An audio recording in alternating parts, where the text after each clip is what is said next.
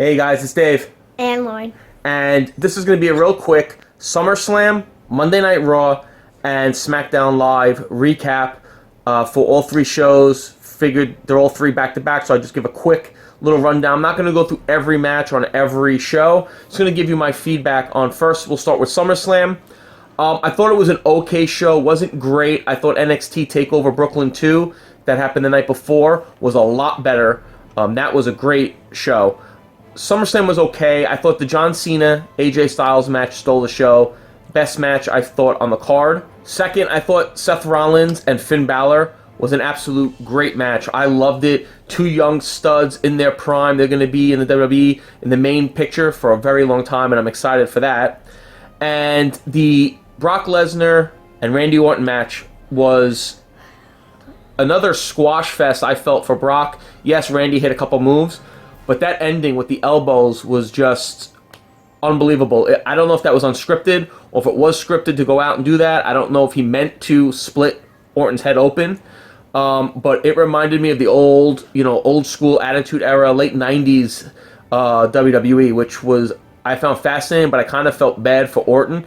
Even if that was planned, I'm sure they didn't plan for him to get his head split, especially a company that's dealing with a lot of concussion issues and dealing with older wrestlers suing them for concussions and injuries and stuff like that. I hope it's not, I'm sure they didn't want to see Randy Orton get bashed in the head with a huge elbow. And I know that was the first time you ever saw something like that, and you were pretty, shocked. And you felt bad for Orton. Yeah. It was an okay match, actually. I was kind of getting into it. I like the feel when Brock comes out. You just get this feel that it's going to be a brawl, and Suplex City's coming, and all this crap. That ending was rough, and it kind of left it off like a Monday Night Raw ending, which was kind of a bummer, when Shane came out and got F5. But real quick, through the match, the women's title was, I thought, okay. A lot of botched moves. Not sure why they took the belt off Sasha. Not sure. I heard rumors on the internet about some suspensions coming, but I don't know if that's actually true or not. I was shocked that they took the title off Sasha. Tag team match was just okay. New Day retained their titles. The club won. Intercontinental title match was kind of, The Miz did his part. Apollo Crews is, whatever. They got to build him up some more. Finn Balor winning the Universal title, which Universal title was just not a good looking title. It was kind of ugly, right? That red fruit roll-up-y looking kind of title. But Finn Balor beat Seth Rollins in a great match. John Cena, AJ Styles was the match of the night. Ambrose versus Ziggler was kind of boring, kind of predictable in the moveset, and the ending fell kind of flat and felt kind of odd that's how Ziggler lost. It was just a weird ending, and I wasn't into that match at all. Reigns and Rusev was garbage. And overall, it was an okay show. Wasn't great, wasn't horrendous, but it was nowhere near what NXT did the night before. Monday Night Raw again was in the Barclays Center over in Brooklyn. And we started with Finn Balor came out. He injured his arm at SummerSlam, and a lot of people on the internet were like, oh, this is Seth Rollins. He always injures people. If you watch the video, guys, that was not Seth Rollins' fault. That was 100% Finn Balor's fault. He put his arm out for some odd reason and dislocated his shoulder. He popped it back into place to finish the match, but now he needs surgery. If you watch the video, that was not Seth Rollins' fault. Finn Balor should not have put his arm out. You don't put your arm out when you're about to fall. I mean, you're going to hurt yourself. He should have just turned, taken it in the back like he should have. He would have just fell flat back into the barricade, and his arm wouldn't have popped out.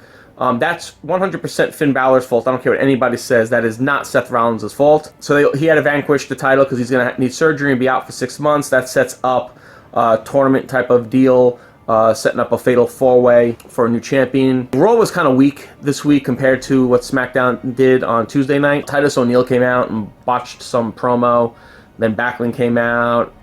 Who cares? No one cares about that. The club attacking the Dudleys when the Dudleys were announcing their retirement. I don't know if the Dudleys are actually retiring or not. I'm guessing they are. Didn't they just come back a couple weeks ago? No, they came back a year ago. It feels like a couple weeks ago because they're barely on TV. The WWE didn't use them the right way they should have when they came back. I would have liked to see them get another title run too, but I guess that's not happening. Rusev came out. He was injured to be in the Universal Fatal 4. He fought. I forgot who he fought. I don't know. Whatever. Raw was okay. It wasn't that great. I think they're going to put the title on Rollins anyway. I think that's who they're going to give it to. Because it's Rollins, Big Cass, Roman Reigns, and who is the fourth person? Kevin Owens. So either if they put it on Rollins or Owens, I'm cool with that. I don't think Cass is ready for it yet. Absolutely not. Cass. And I don't want to see Reigns with it again, with the title again. I hope not. It was okay. It wasn't a great show. It was kind of lackluster. Then we get to SmackDown. SmackDown was awesome this week. I thought SmackDown was phenomenal.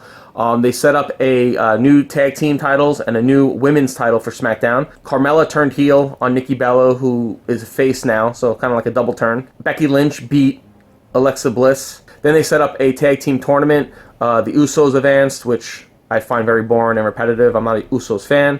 They had American Alpha advanced over Breezango. We had the Hype Brothers are going to be facing somebody. Heath Slater found his tag team partner in Rhino, which should be awesome. I'm a huge Rhino fan from his ECW days.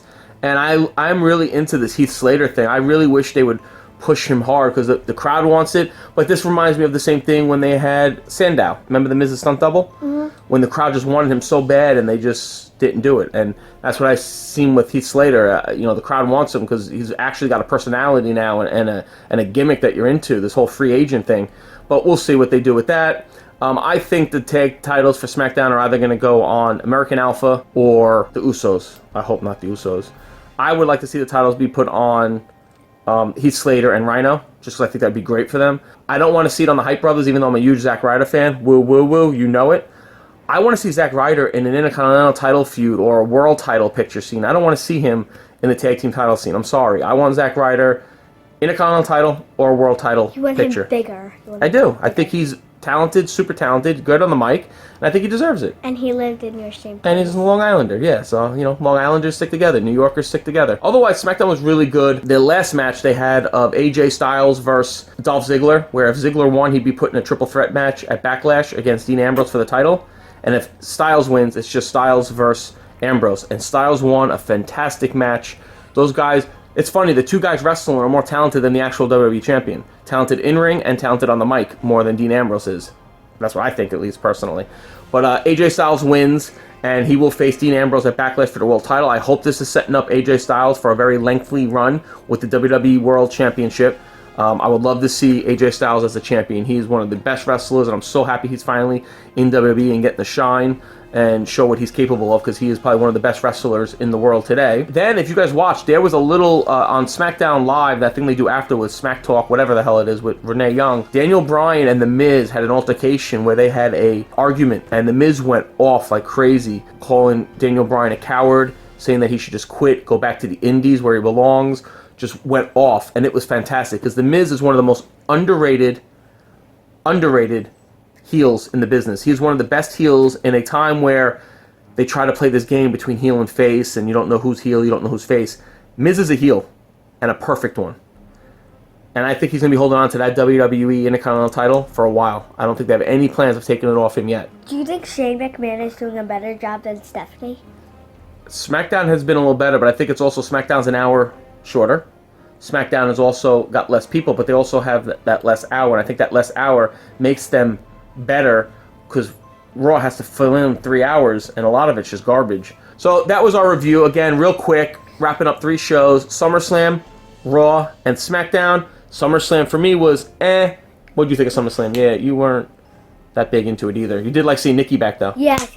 I was glad to see Nikki back, too. Raw was bleh. SmackDown was very good. So go check out that main event. Styles versus Ziggler was a great match. All right, leave your comments below. Remember to hit up that red subscribe button to get notifications of all our videos. And you help us grow, and we greatly appreciate your support. You can follow us on Facebook, Twitter, and Instagram. At Everyday TV. At Everyday Geek TV. Thanks, guys. Adios. Bye.